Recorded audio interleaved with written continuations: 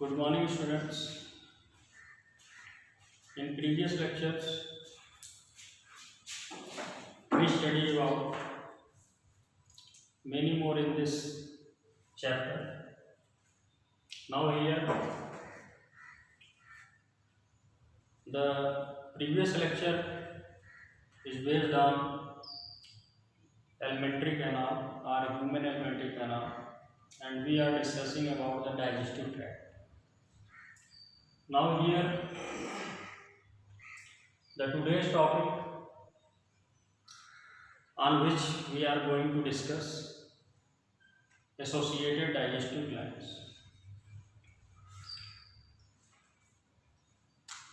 Before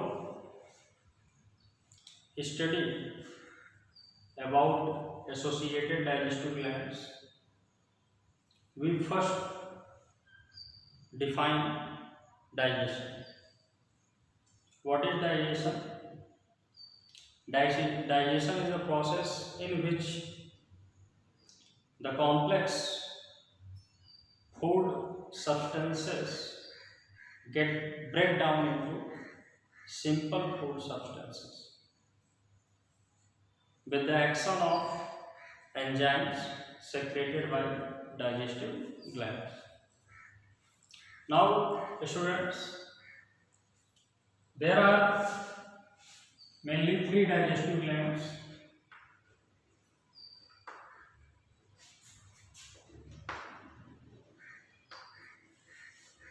Digestive glands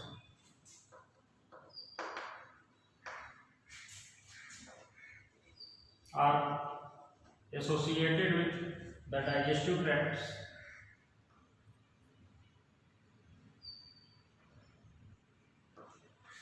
These are the salivary gland,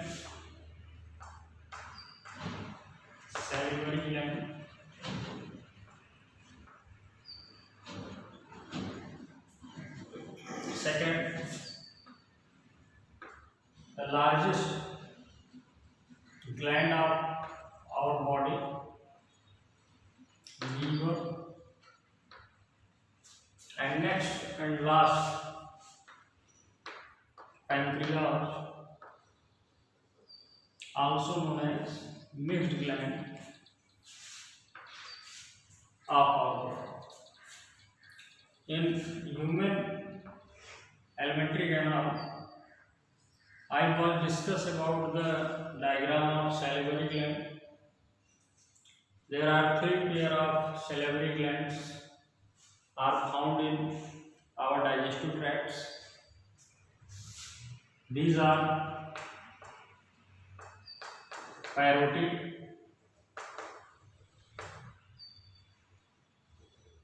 gland,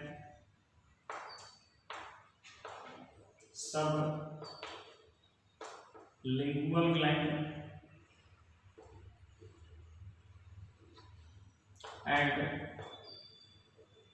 submaxillary,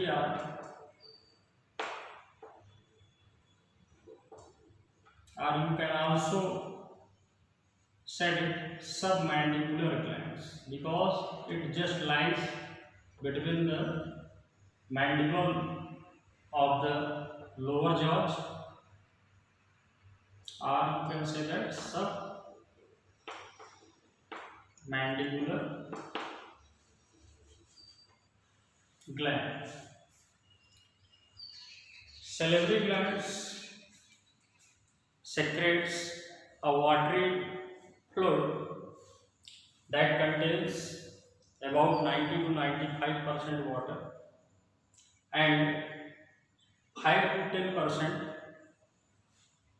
an enzyme known as ptyalin or amylase. This enzyme helps in conversion of carbohydrate into simple glucose. That's why when we chewing any piece of chapatis or more minutes into our mouth, its taste becomes sweeter after masticating are chilling sometimes. What kind of changes take place here, chemical changes take place here, we should discuss here. The changes take place due to presence of styling enzyme or amylase into the saliva, and the mechanical digestion of food will start from our mouth, because saliva converts the carbohydrate into simple glucose. Look at here, what processes take place. Carbohydrate, dialing, or you can say amylase, converts it into glucose. Thus, this chemical process takes place with the help of saliva in our mouth. These glands are exocrine type and have ducts. The name of ducts associated with these glands are named after the discoverer name who discovered these glands. Now let us see that the parotid gland have the kind of duct known as Stenson's duct. In sublingual, Watson's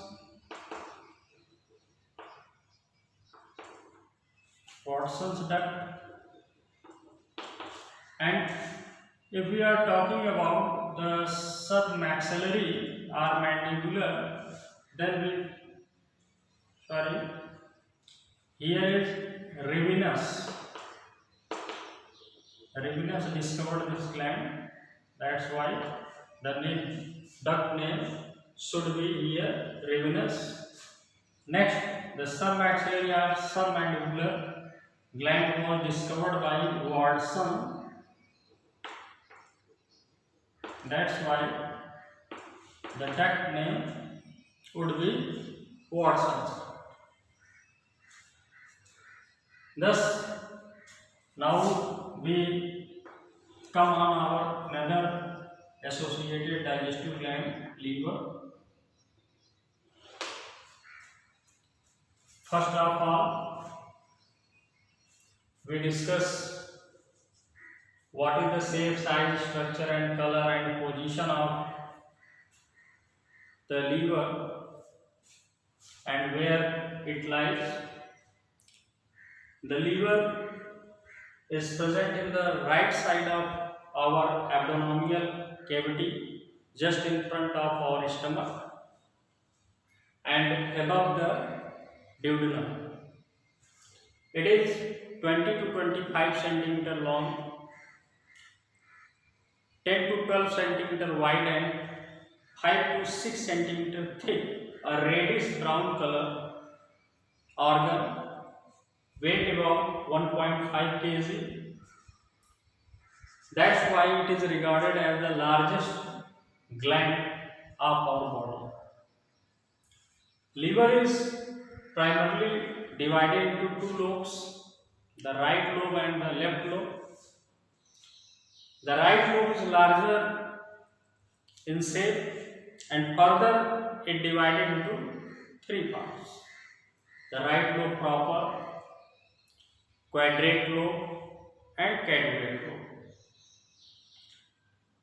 In between the caudate and quadrate lobe, with the help of hepatic duct, a pear shape about 10 to 12 centimeter long pear shaped organ is present, known as gallbladder.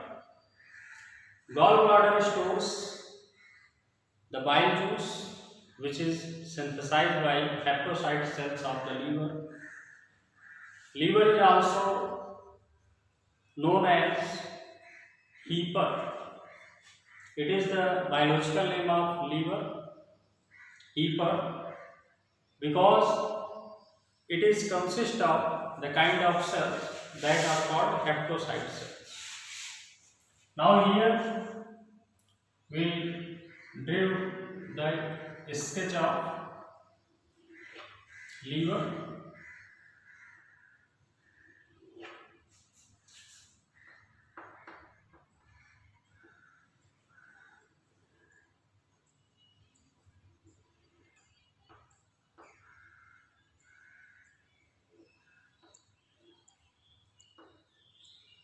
Fusiform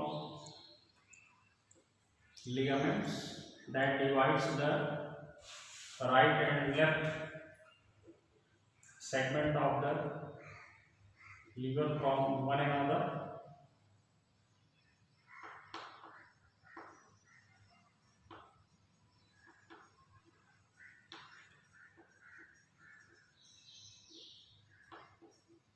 The hepatic duct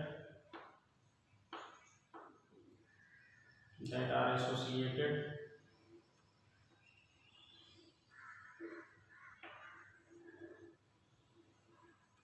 with the organ known as GBR gallbladder, and this is the left half part of the liver. Yeah, this is left lobe, and that one is the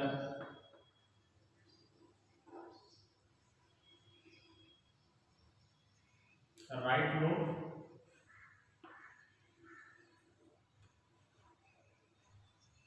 Right lobe is somewhat larger than the left lobe, and it is right lobe proper.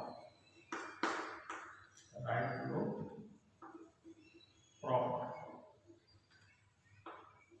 Gallbladder,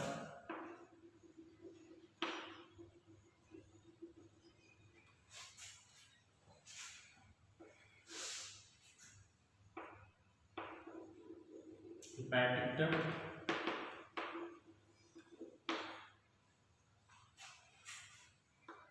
this is the quadrate lobe of right part of the liver. This is caudate lobe.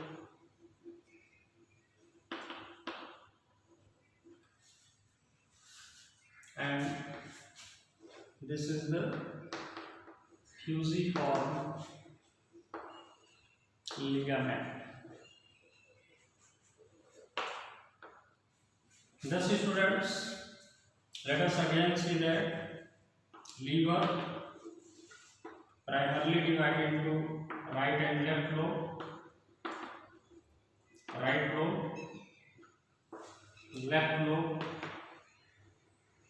right lobe further divided into three parts: right lobe proper,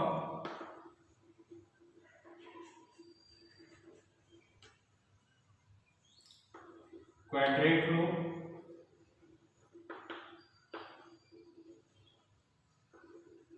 and caudate lobe.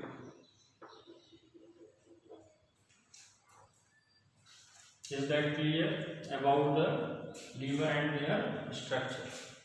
Now we are discussing about what is the function of liver and what kind of role it plays. Then first of all, the main function of liver. Its main function is bile secretion.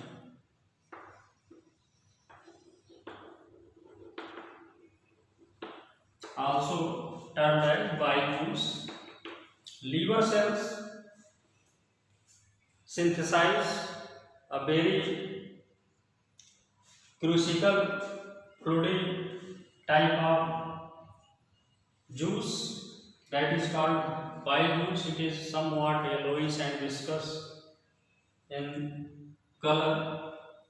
It contains about 80 to 90% water, and rest of 10% contains bile pigments, bile salts, and enzymes, as well as hydrochloric acids that helps in breakdown of not only fat molecules but also help in the oxidation of some simple amino acids.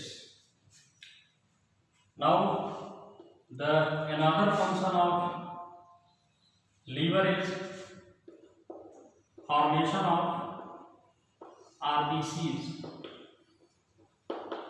Formation of RBCs. In liver, the new RBCs are formed. The lifespan of RBCs of about 125, 122, 125 days. After that, they get dead, and new RBCs are also synthesized into our liver. Not only the synthesis of or formation of liver, formation of RBCs found in our liver, but our liver also helps in the sanitation of,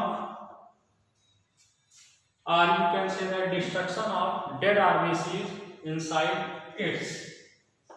Then you can say that destruction of dead RBCs. Destruction of dead RBCs.